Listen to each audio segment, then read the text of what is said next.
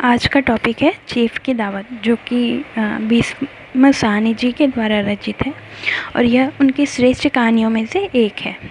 तो इस कहानी के माध्यम से लेखक ने जो भारतीय मध्यम वर्गीय नौकरी पेशा लोग होते हैं उनकी मानसिकता और उनके जो दिखावा होता है समाज को इम्प्रेस करने के लिए या लोगों के सामने अपने को ऊंचा दिखाने के लिए या पैसे वाला दिखाने के लिए वे जो ढोंग करते हैं या जो दिखावा करते हैं और लोगों के सामने ऊंचा बनने के लिए जो अधिक खर्च करते हैं उसी का यहाँ पर वर्णन है।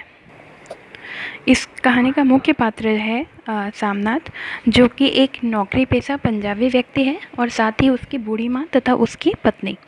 तो सामनाथ जिस दफ्तर में काम करता है उसके जो चीफ होते हैं वह एक अमेरिकन होते हैं। सामनाथ को बचपन से ही अच्छी शिक्षा देने के लिए और उसकी नौकरी को लगाने के लिए उसकी माँ जो होती है बूढ़ी माँ, वह अपने सारे जेवर तक बेच देती है। एक दिन जब उसका चीफ खाने पे आता है तो वे लोग अपने आप को एक संपन्न परिवार का दिखाने के लिए या सज्जन दिखाने के लिए खुद को वे जितनी भी उनके घर का जो फटा सामान होता है या पुराना सामान जो जितना भी वेस्ट सामान होता है उस सभी सामान को वे घर के किसी कोने में या पर्दे के पीछे छिपाने का प्रयास करते हैं। तो उन्हें ये घर की साफ़ सफाई करते वक्त उनकी बूढ़ी माँ दिखाई देती है जिसका बाल सफ़ेद हो गया होता है। तो वे हस्बैंड वाइफ या सामनाथ और उसकी पत्नी सोचते हैं कि अगर चीफ उनकी माँ को देख लेता है तो उसका जो प्रमोशन है वो रुक जाएगा या उसकी तरक्की रुक जाएगी। तो इसलिए वे अपनी माँ को भी सोचते हैं कि घर के किसी कोने में छुपा देंगे। वे तलाश करते हैं कि अपनी माँ को घर के किस कोने में छुपाया जाए और साथ ही माँ भी यह चाहती है कि उसके द्वारा उसके कारण उसके बेटे की तरक्की में किसी भी प्रकार की बाधा उत्पन्न नहीं हो। तो वो लोग अपनी माँ को बोलते हैं कि तुम जल्दी खाना खाकर बरामदे में बैठ जाना।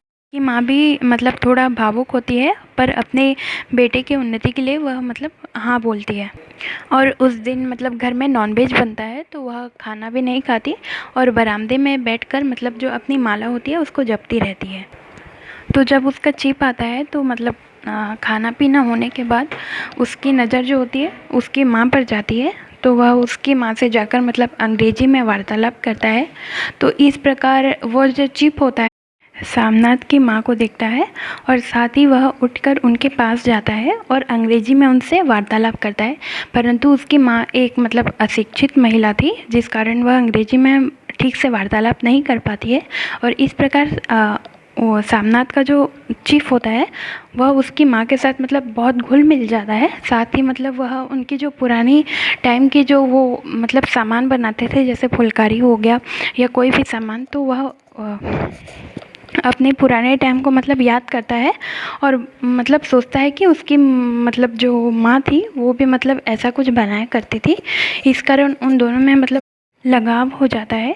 तो इसी प्रकार उसका चीफ उसकी माता से बहुत ज़्यादा अटैच हो जाता है या अपनी माँ की तरह उसे देखता है और उन्हीं की ये सब चीज़ों को देखकर वह सामनाथ को प्रमोशन भी देता है।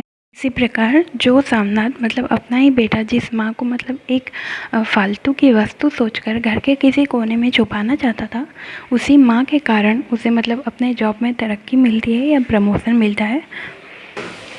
तो इस कहानी के माध्यम से भीष्म साहनी जी ने यह दिखाने का प्रयास किया है कि जो आज की जो युवा पीढ़ी आधुनिक मानसिकता वाले लोग हैं या जो मध्यम वर्गीय लोग हैं और नौकरी पेशा हैं, वे अपने आप को समाज में केवल अपने पद को ऊंचा दिखाने के लिए या हम कितने पैसे वाले हैं या फिर हम कितने संपन्न हैं यह दिखाने के लिए किस प्रकार का ढोंग करते हैं।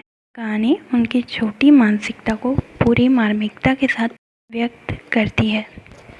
सामनाथ अपने चीफ को इम्प्रेस करने के लिए झूठा दिखावा भी करता है, साथ ही बहुत खर्च भी करता है। साथ ही अपनी बूढ़ी माँ को जिसे वह छुपा रहा था घर के कोने में, उसे विवश भी करता है कि वह उसके बॉस के लिए फुलकारी बना के दे।